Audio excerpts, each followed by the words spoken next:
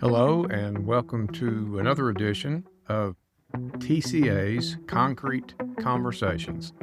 This is a podcast produced by the Tennessee Concrete Association, and we're happy to have you with us for today's discussion.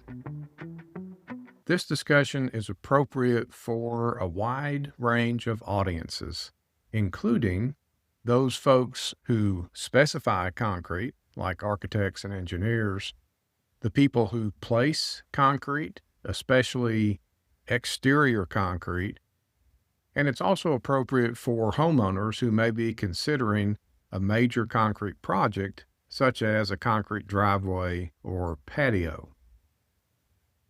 I want to start with a discussion of a relatively new material that is in pretty much all concrete that is produced today in Tennessee, and that material is called Portland Limestone Cement, sometimes also referred to as Type 1L cement, which is the way it is classified in the ASTM standard 595 that covers blended cements. Today in Tennessee, records tell us that 97% of all the cement that is used to produce concrete in the state of Tennessee is Type 1L. This has been a pretty rapid transformation. If you go back just a few years to 2022, only 2% of the cement used to produce concrete in Tennessee was a blended cement. So that's a pretty rapid transformation over the course of 3 to 4 years from one of the standards, one of the stalwarts of the way that we produce concrete for many years. So for some concrete applications, this has more impacts on installers as well as owners than in other applications. So I want to talk a little bit about those changes and what we need to do today in 2025, soon to be 2026, to produce durable, quality concrete. So first, 1L is an approved material. It is absolutely possible to produce high-quality, durable concrete using Type 1L, but there are some things that change. I would also point out that going forward, we are likely to see more change, not less, in the constituent materials of concrete in Tennessee and everywhere else. So this puts an additional responsibility, if you will, on everybody in the concrete value chain. So from designers to contractors to installers to ready-mix producers and to all the folks who supply those materials to ready-mix producers, it's really important that we communicate and understand the impacts that these changes are likely to have on the various applications for which we use concrete. So with Type 1L, one of the areas where we've seen significant change, especially for the folks who finish concrete installers, concrete finishers, is on large industrial slabs. And then I think probably less noticed, but maybe in some ways even more important, is the impact that we will continue to see on residential concrete, driveways, patios, that kind of thing. So one of the things about 1L is that it changes the way concrete behaves after it's out of the ready-mix truck. In Tennessee, the strength that we get with Type 1L cements has remained pretty constant. There's not a huge difference in the strengths, the compressive strengths that we see today versus what we saw 4 or 5 years ago. And in most concrete applications, strength is not something we need more of anyway. Concrete is a very strong material. We understand how to get adequate compressive strength. But for exterior concrete, in most situations, I would say that durability is more important than strength. And I think this is often misunderstood. While strength and durability are certainly closely related, they are not the same thing. And we sometimes need to take some extra steps to ensure that we're getting durable concrete that will last for decades. So one of the things that 1L changes is the rate at which concrete bleeds. Bleeding is a natural part of concrete, always has been, still is. Bleeding is where the water in the concrete, there's always some extra water that's not needed for the chemical reaction that drives the strength development for all concrete. There's always some, we call it water of convenience. And when the concrete ceases to be mixed, in other words, when it's unloaded from the truck, that bleed water, with water being the lightest material in a concrete mix, it begins to come to the top.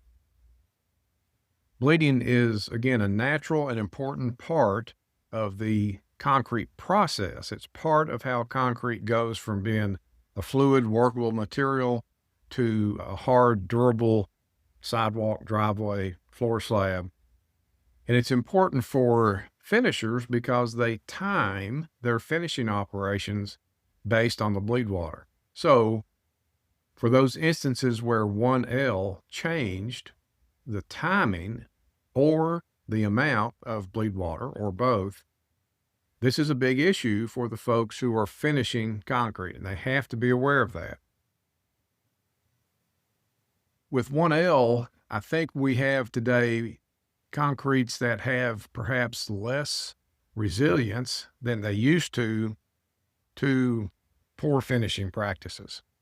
So finishing practices to achieve quality concrete have not really changed for many years. You can read the literature going back decades or further, and the practices that we talked about, using concrete with a reasonable water cement ratio, so not too wet in layman's terms, finishing correctly and in the right sequence, so striking off, bull floating, then waiting for that bleed water to come to the surface and then also to evaporate.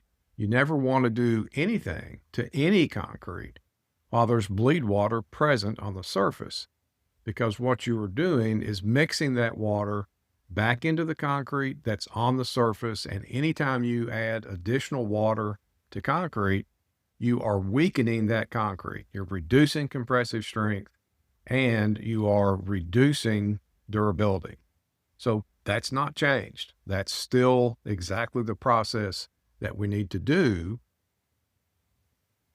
We also have, with the increased bleeding, I think the surfaces of concrete are at more risk, especially for the early ages, than they were perhaps in the past.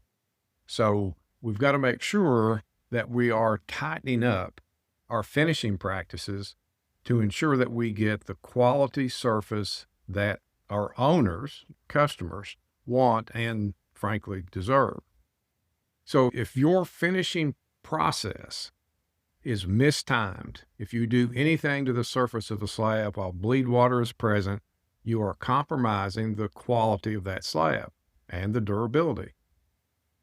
Because concrete is such a resilient material, sometimes we get away with that, but I think we get away with that less today because of these changes in concrete materials.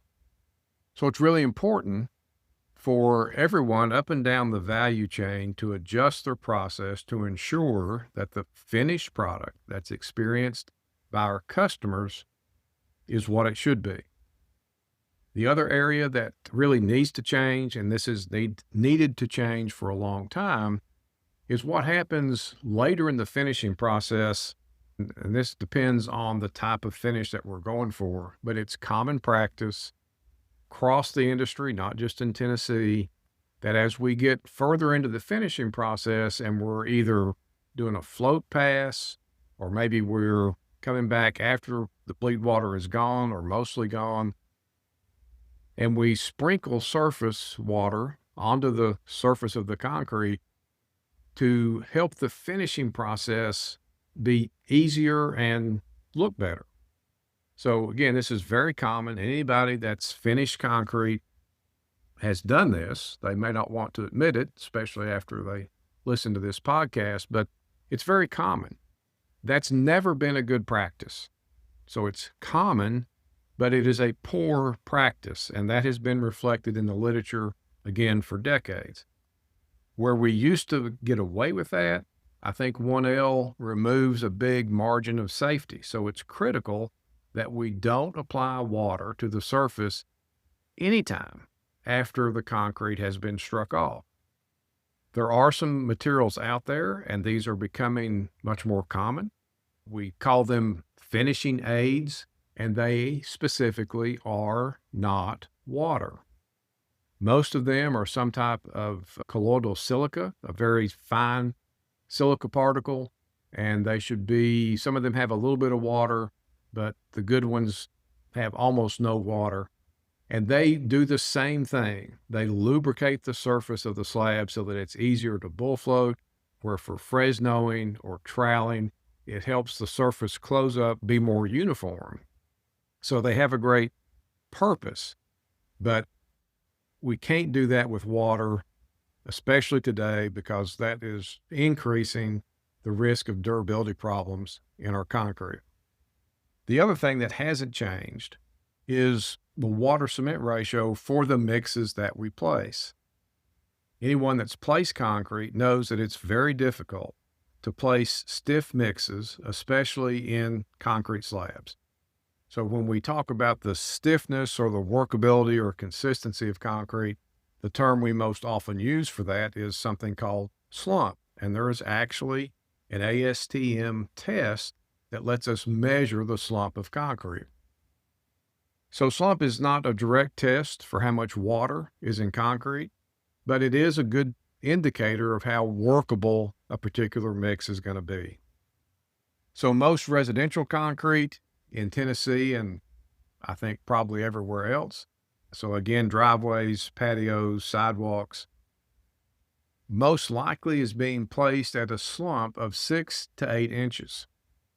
Now, some would disagree with that, but I've watched a lot of concrete be placed, and I'm pretty confident to say that in that residential space, that happens every single day.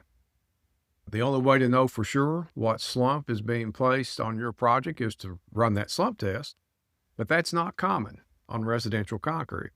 Now, here's the good news. We can get to a slump of 6 inch, 7 inch, 8 inch. That's very workable concrete. It's easy to move around. It's easy to strike off and to bull float. We can get whatever workability we want using chemical admixtures. And this is not new. We've been able to do that for, again, decades. But it's not common. It's always been easier to just add some water. It gives us essentially the same workability boost, but it is doing detrimental things to our concrete, both in strength and durability. So we have some resources on our website that talk about this in more detail, and I'll give you some references to those at the end. I don't want to repeat them here, but if you review the literature, particularly ACI, the Residential Building Code, which is ACI 332, and you can look at ACI 301, and ACI 318, which are the commercial codes for concrete. There's a lot of very detailed information about water cement ratios and what the maximum water cement ratio is for us to expect quality concrete. So for most of those applications, which includes residential concrete, the maximum water cement ratio should be a 0.45. Now, what does that mean? What that means is if we took just the basic ingredients, cement, sand, stone, water, and mixed them together, and we did the calculation, and we just put enough water in there to meet that 0.45 water cement ratio, and that the way you calculate that, you just take the pounds of water in a mix and you divide it by the pounds of cementitious materials, and that tells you what your water cement ratio is. When you add more water, the water cement ratio goes higher. So if you go from a 0.45 to a 0.5, that means you've added more water relative to the cement in that particular mix. And by doing that, you get two things, at least two things, one of which is you get concrete that has a higher slump and it's more workable, easier to place. Absolutely nothing wrong with wanting concrete to be easier to handle, place, and finish. But you've also decreased the strength and decreased the durability when you add that water. So if you take just that basic mix with no chemical admixtures, the maximum slump you would expect out of a 0.45 water cement ratio would be at best maybe 4 inches, and probably in most cases less than that. What that means is that concrete will not run down the chute by itself. It will require some help just to get it out of the truck and onto the ground. That's difficult concrete to place, particularly by hand, in concrete slabs. Most people want to do something to make that concrete easier, faster to place. There's nothing wrong with that. We can get that workability and still respect the water cement ratio by using chemicals, materials called water reducers. They go by other names. Sometimes they're called plasticizers or super plasticizers, but those chemicals are common. They've been around for decades, and they provide us a very straightforward way to get the slump that we want, the amount of workability that we want, while maintaining the water cement ratio that is critical for both strength and durability. So ready-mix producers, whoever your ready-mix producer is, knows how to do this. And that's the way you should manage the slump. If your preference is to replace concrete at a 6-inch slump, that's great. Talk to your ready-mix producer. They can adjust the admixtures they're using to get you a 6-inch slump and still maintain that critically important water cement ratio. If you want to place it at a 7-inch slump, hey, same thing. That's great. But that is so critical, and that's really the first step. And this is true across all types of concrete. You have to make sure that the concrete, the mixture, the formula, the mix design provides us with the water cement ratio that will produce the durability and strength we need. And this is so important. And that same mix design has to provide the contractor with a mix that's easy to place, easy to finish. We can have both, but unfortunately, we often do not get that. Again, just to be really frank, one reason we don't see that happen very much in residential concrete is that those chemicals cost a little bit of money. Now, they're not crazy expensive. They don't double the cost of concrete. In fact, in most cases, you can change that slump for maybe $4 to $5 a yard. So very small cost. And what you get in return, what the owner gets, is durable, long-term concrete. So it's very important. And it's also easy. We don't have to make any changes. We don't have to invent anything. We just need to change our process. That is a huge step toward improving the quality, the in-place quality of all types of concrete. From there, we need to make sure that we follow the correct finishing practices. Again, these have not changed. They're still the same basic principles. We want to strike off. We want to bull float. We want to then wait for the bleed water to appear because that's a natural part of concrete. And then we need to wait for that bleed water to disappear through basically evaporation before we go on to our next finishing operations. If the surface needs some assistance to be closed up or to get a uniform finish with our float or trowel, whatever we're using, then I strongly encourage that we use finishing aids rather than water. And those are available. They've been available for a long time. They need to become part of our process.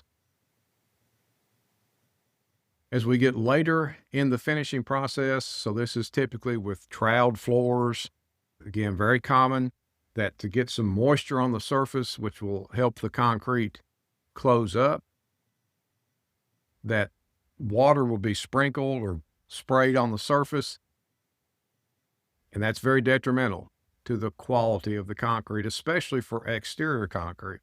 So again, there are chemicals that we can use that give us the lubrication that we need without damaging the quality and the durability of our concrete. That needs to become an integral part of our finishing processes. So lots of those are available. Lots of people have them. Make sure that you're using, there's a distinction between a finishing aid, which again is typically, it's not going to be mixed with water. It's going to be probably a colloidal silica or something in that family. And it does good things for both better looking slabs that are also durable. There are other things out there that we sometimes use that the correct name would be evaporation retarders.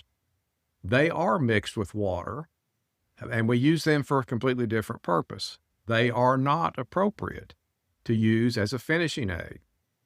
They have their place, but they should not be used as a finishing aid, and unfortunately, that has become pretty common. So make sure if you're putting something on the surface of the slab during your finishing operation, that it's a true finishing aid that does not contain water.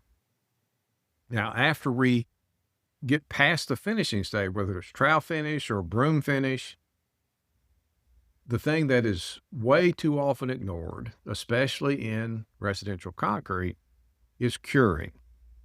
Concrete cannot reach its full potential unless it is cured properly. For most residential concrete, the curing, the thing we need to do the most is to maintain the moisture that's already in the concrete. So that moisture remains available to fuel the hydration reaction. That's how concrete gains its strength, its density, and its durability. If we let the surface of the concrete dry out, that concrete can never achieve the level of service for which it was designed. So curing is critical. There are several ways to cure concrete. Some are appropriate in some applications. Sometimes we have to be careful what we use, but it's not a difficult process, and it is almost never done on residential concrete in Tennessee or, again, other states. So that's just critical. That has to become part of our process to make our concrete the best it can be, which means it will be not only stronger, but significantly more durable. Really important. So the switch to 1L cements makes all those steps I've just described more important than ever. And if we neglect those, we're going to see concrete that is not going to deliver the durability, the long-term service that we might have expected. So it's really critical that we get this entire process. We have to adapt to the materials that we have available today to make concrete. Now, a couple other things that are really important once we get through the finishing process. Probably the biggest complaint that I hear about, especially concrete slabs, is cracking. So cracking is actually well understood, and we've had procedures in place. There's a lot of recommended procedures that allow us to produce concrete that is maybe not crack-free, but pretty close. And that primary strategy, this is not mysterious, is we install joints into the concrete so that the concrete cracks in that straight line where the joint is, rather than making its own way across the slab. A lot of residential concrete joints are ignored. Joints, frankly, are not, they don't make themselves. Cracks do, joints don't. So with jointing, there's a cost to jointing. But if we joint correctly, we can produce concrete slabs. They'll still have a crack, but that crack will be in the joint. And from the top, we have a nice, neat-looking slab with no random cracks. That's what owners want and expect. So jointing is really important. If you are getting ready to purchase or to contract with somebody to install concrete at your house or your business, one of the things that a quality installer will do is provide you with a jointing plan. That's really important. So that's one of the ways you can distinguish between quality-oriented contractors and those who are maybe less. Another thing that's critically important to get a successful concrete project, and again, this is more true for residential than commercial, there should be a written contract. If your contractor will not provide you with a written contract or not agree to sign one that you both negotiate, that's a really big red flag. The contract doesn't have to be complicated, but it should set expectations for both you and the contractor. It should include things about the type of mix that will be ordered. So the shorthand for that, we talked about water cement ratio a few minutes ago. If you reference back to ACI 332, that residential code for concrete, it says that for exterior concrete in Tennessee, and this is true from Memphis to Mountain City, the strength of the concrete that you order should be 4,500 PSI. Now, a lot of folks who have done concrete routinely, or perhaps if you've bought concrete in the past, you'd say, we always bought a 3,500 or even a 3,000. Don't do that. ACI says if you want to have a reasonable expectation of getting concrete that's durable for years, even decades, in today's world, you need 4,500 PSI. You don't need that much strength. But if you don't have that much strength, you are highly unlikely to get the level of durability that you expect. So that goes back, you have to purchase the right thing. You have to specify the right mix. So 4,500 PSI, we talked about water cement ratio, maximum water cement ratio of 0.45. The contractor can select the slump they're comfortable with by using the correct water reducers. That all needs to be set forth in that contract, just the basic things. If you're using colored concrete, it's critically important that everyone have reasonable expectations. Concrete, you can make concrete beautiful. We've got some really skilled installers out there who produce amazing work, but remember with concrete, we're not coloring a gallon or two of paint. We're coloring thousands of pounds, tons of material. In a 10 cubic yard load of concrete, we have 20 tons of material. And so to color that consistently, and especially when we have multiple loads, you have to have reasonable expectations from the outset. You look at color chips, you have to understand that you're going to get a color in that range, but it's just unreasonable to expect that you can take your color chip, lay it against your completed slab, and it's going to match perfectly. That's, in my opinion, that's unreasonable. So you have to have reasonable expectations. And then to keep consistent color, we go back to the importance not only of the manufacturer, but of the process of finishing, because there are dozens of things that impact the color that we achieve in a specific load of concrete. So not only is it the amount of color that we put in, doing thorough mixing, which happens almost all the time. That's just the nature of the way concrete's produced. But then the humidity, the wind speed, the temperature, how much water is added, whether or not water's sprinkled on the surface, like we talked about. All of those things will impact color. Really important to have reasonable expectations about the color that you're going to get, and really important for installers who are doing colored decorative concrete to have a very consistent process so that we get the most consistent color throughout. For those of you who may be considering a new project and you obviously want to get good quality workmanship, really important, in addition to having that written contract that we talked about, that you go look at actual work performed by the contractors who are bidding your work.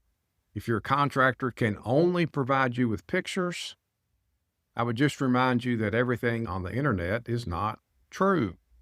Pictures can be modified, duped, stolen, or misappropriated. Really important, particularly with larger projects, larger investment, you need to go look at the work performed by these individual contractors. They should be able to provide you with references, and now you've got a much more realistic expectation about the level of quality that they can produce. Some other things that you can look at when you're evaluating contractors: do they have any kind of industry certifications? Do they belong to industry organizations like the Tennessee Concrete Association, the American Concrete Institute, the American Society for Concrete Contractors? Those typically indicate an organization that cares about quality. Now, it doesn't guarantee that belonging to any of those groups will directly translate into quality, but it indicates people who are trying to continuously improve themselves and their products. So that's something to look for. Certifications: the American Concrete Institute has a number of certifications related to the finishing of concrete. So the most common is the ACI Concrete Flatwork Finisher. We teach that class routinely here in Tennessee, and it's taught all across the country. If you've got a contractor that has individuals on their crews that hold those certifications, that's a good indication that they are committed to quality and that they have the knowledge to employ the correct practices that we've been talking about. So, quick review: really important to start with the right mix. You can find information about that on our website. That's tnconcrete.org. If you'll go to the Pro Resources tab, you'll find technical resources there. If you click on that, it'll take you to some of these individual resources that we've put together that talk more about these same subjects, or some of those things that you can print off. You can find those specific requirements from ACI 332. So I would encourage you to check that out if you are looking for resources.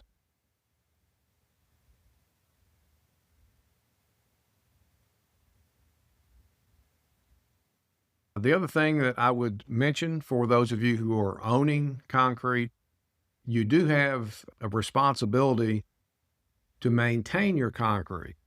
Once the concrete's placed and finished, paid for, we're happy with the quality of work that we got, now you're going to own that driveway or patio or sidewalk for many years. So it's important that you do some basic maintenance. And perhaps the most important thing about maintaining quality concrete is how or whether you use de-icers on that concrete during cold weather. So de-icers typically today are not salt. They may contain some salt, but they have other chemicals in there, and many of those chemicals aggressively attack even quality concrete. If you read the bag closely, it'll talk about using the right amount. It'll talk about actually cleaning the de-icers off after the cold weather has passed. But you have to understand that these are chemicals that can aggressively attack concrete, even if it was specified, placed, finished correctly, and cause damage, with the most common being what we would call scaling, or a loss of surface. So how you treat your concrete is really important to how long it will last. I would certainly suggest, particularly with our Tennessee winters, where we tend to not have months and months of cold weather or ice or snow, consider using sand, just plain sand, instead of de-icers. You'll get the traction that you need for that day or two that we need it, and you can wash that into your yard. That will improve our clay soils in Tennessee, and you won't be damaging your concrete. So just put that out there as a consideration. Thank you for your time today and listening to this podcast. If you have additional questions, you can always email us by going to the website and sending us an email there. We are happy to be a resource to help everyone produce consistent quality concrete. Thanks again for listening.